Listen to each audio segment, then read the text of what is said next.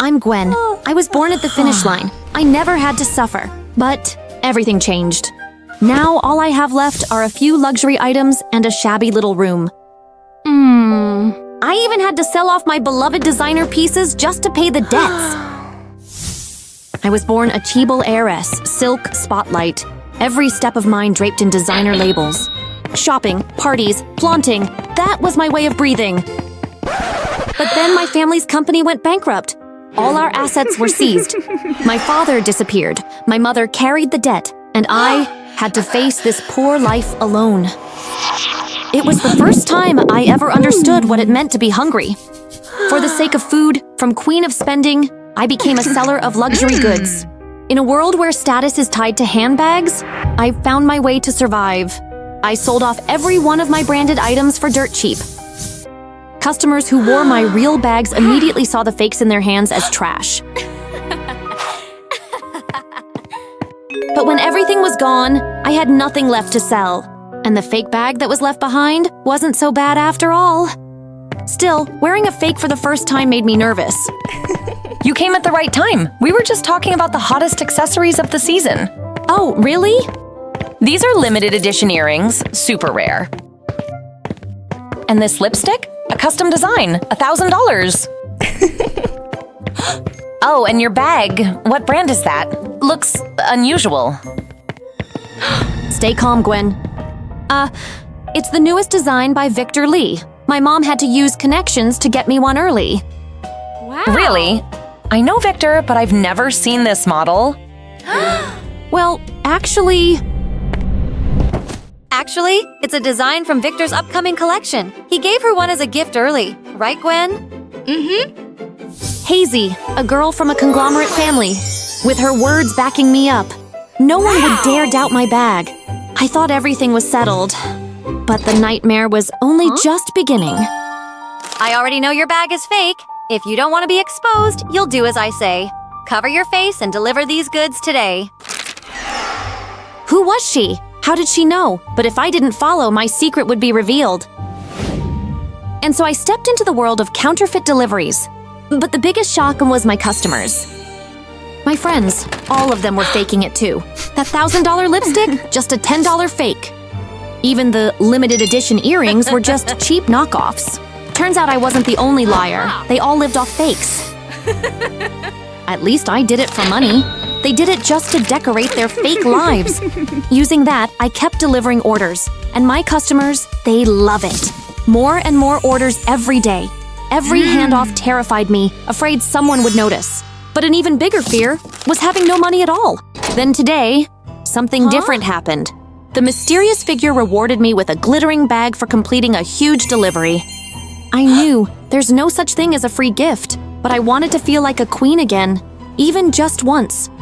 Inside, the bag carried a sweet, almost suspicious fragrance. And then I realized I wasn't the only one being entranced by it. You guys, what's wrong with you?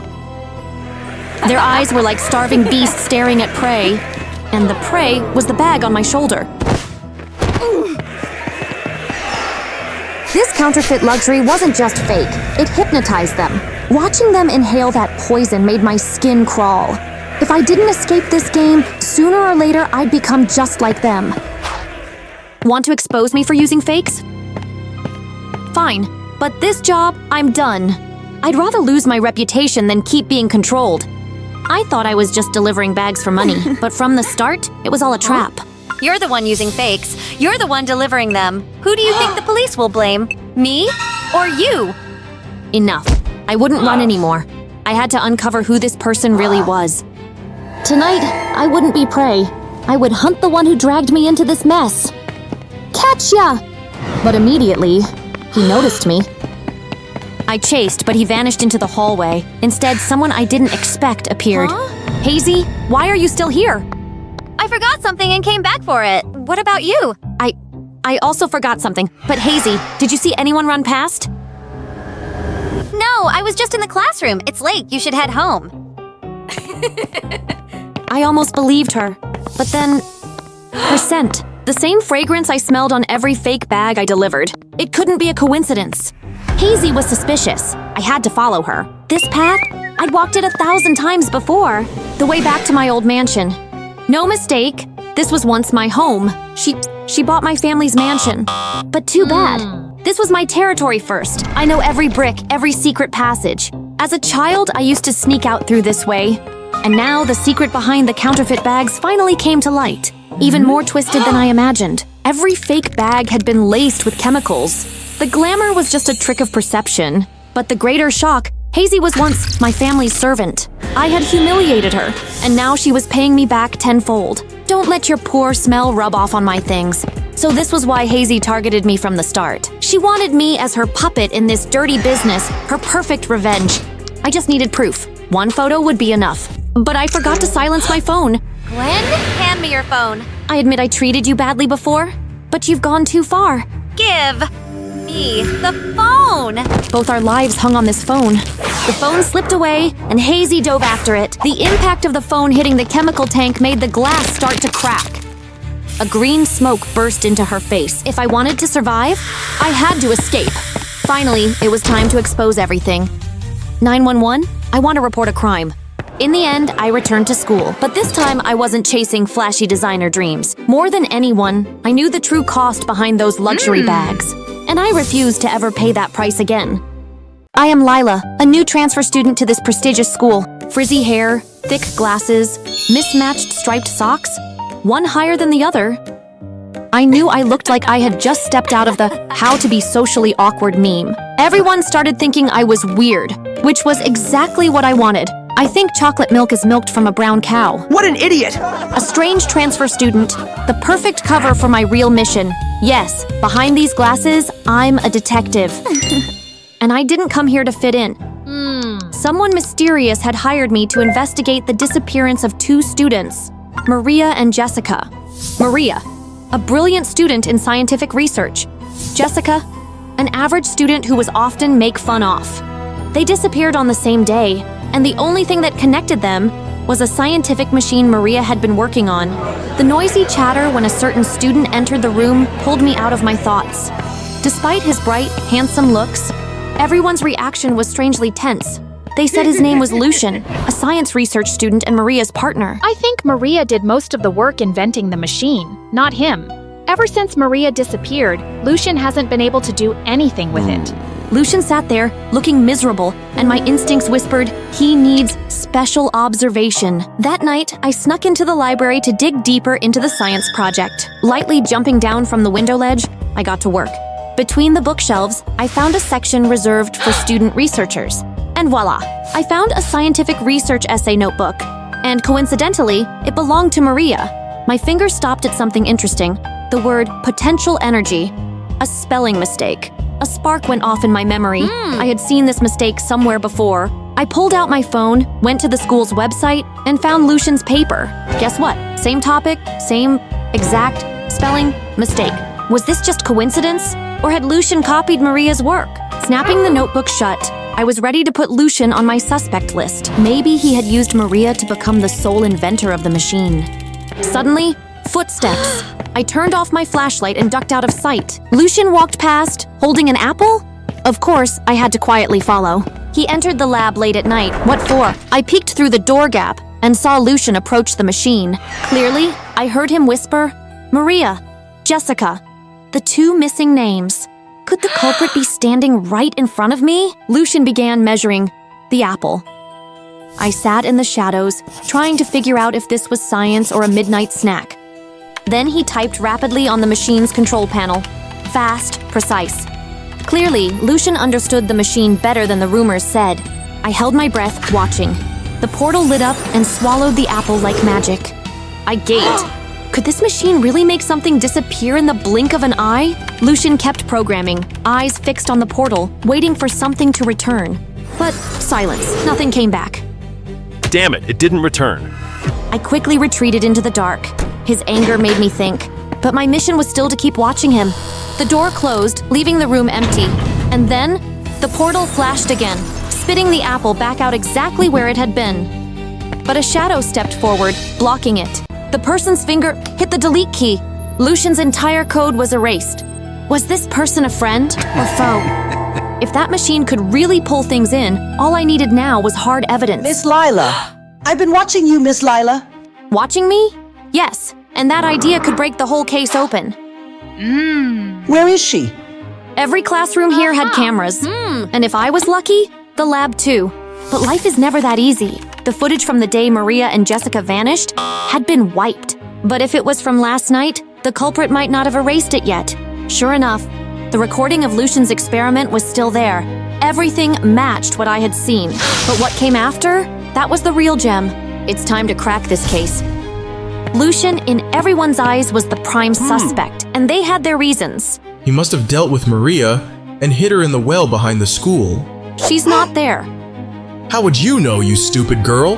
Oh, right. Let me reintroduce myself. I'm Lila, a detective hired to investigate the disappearance of Maria and Jessica. Immediately, Lucian's face paled, and I'm about to find them. Who's coming with me? Of course, we headed to the crime scene. You said you'd find Maria and Jessica here, so where are they? Here, the machine started it all, and the one directly involved in their disappearance is Lucian. Is what she says true, Lucian? Lucian's silence was almost an admission. Yes, I'm guilty toward the two of them, but I didn't mean to. We returned to that night, according to Lucian's confession. When he entered the lab, the machine was already running at full power. A flash lit the room, and then silence. The room in ruins. The only thing Lucian found was Jessica's shoe by the portal. He thought maybe he'd forgotten to turn it off or had made a programming mistake. I've been trying to bring them back, but failed every time. You didn't fail, Lucian. What? I'm going to retype the reverse process code you developed. It's useless. Initiating reverse process. It's working. The portal began to spin and glow brighter. From within that light, Jessica returned. Where am I? Jessica, where's Maria? I never said Maria was sucked into the machine, did I? The witness was here. Time to show the final piece of evidence. The camera footage revealed the person who deleted Lucian's code. None other than a familiar name, Maria. She wasn't pulled in? No, Maria had been here all along, hiding behind a secret wall panel. Maria, like a rat dragged from the shadows. How did you know? How did I know you were the one who hired me to pin the blame on Lucian? Frame me? Yes, because Jessica's disappearance was tied to you. So Maria hid here, waiting for the moment Lucian got close to success to sabotage him. Because if Jessica came back, she'd immediately expose you, right? Even this notebook, you planted it to make me suspect Lucian. The ink was fresh because you just wrote in it to fake evidence. We promised to only test on objects. You're too cowardly to even test on animals. Science requires sacrifice, Lucian. What you did isn't science. It's a crime. Time to pay for your crimes, Maria. The police took Maria away, and the case was closed. You're really cool, Lila. But with Maria arrested, who's gonna pay you? Put it on your tab. Hopefully, next time we meet, we'll know each other in a different way. My little sister was sick. But what she got was a hamburger crawling with maggots. Meanwhile, my boyfriend grabbed the only fresh piece of cake for himself. How could I possibly feed her that? All I could do was carry her to the bathroom, away from everyone else. I didn't realize that would actually end up saving us.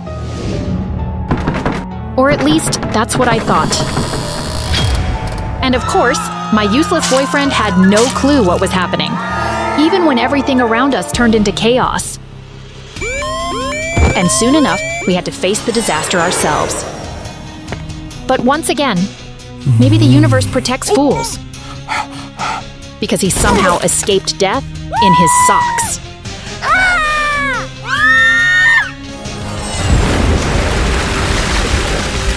By the time I fully realized what had happened, all three of us had ended up stranded on a deserted island. At least that's what I believed. The first thing to do was search for any leftover food. And true to form, my selfish boyfriend did not disappoint.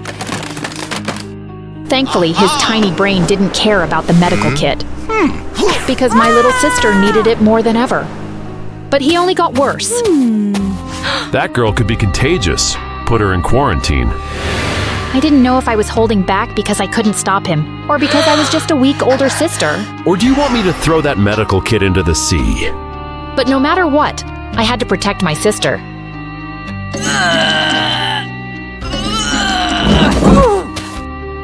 Huh? Until we were rescued, I'd endure whatever I had to. Maybe it takes being truly desperate to realize how capable you really are. Who needs a useless boyfriend? Shoo. When I could build a shelter with my own hands? Just as I expected. He only cared about eating first, then thinking later.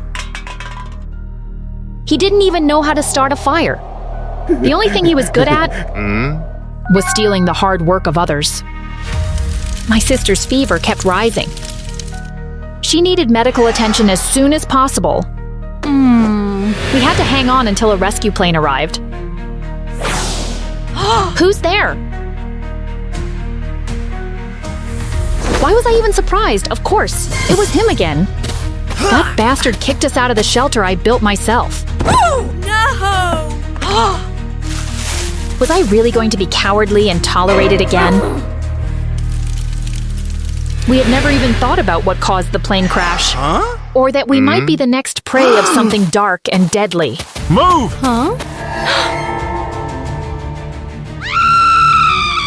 That thing came at us.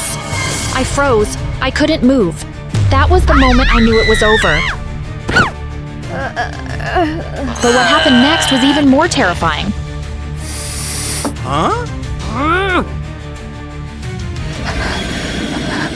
Mary, run! My mind went blank. The only thought left was, I have to end that thing. I held my little sister in my arms, my whole body trembling. I whispered in her ear, not just to comfort her, but maybe to reassure myself as well. At least now, you won't have to suffer anymore. And then his voice rang out, just as I expected. How could you waste the flare? How are we supposed to escape now? He only ever thought about himself. Let's eat. Eat what? You. A new day began. We saved ourselves, and we survived without needing anyone else.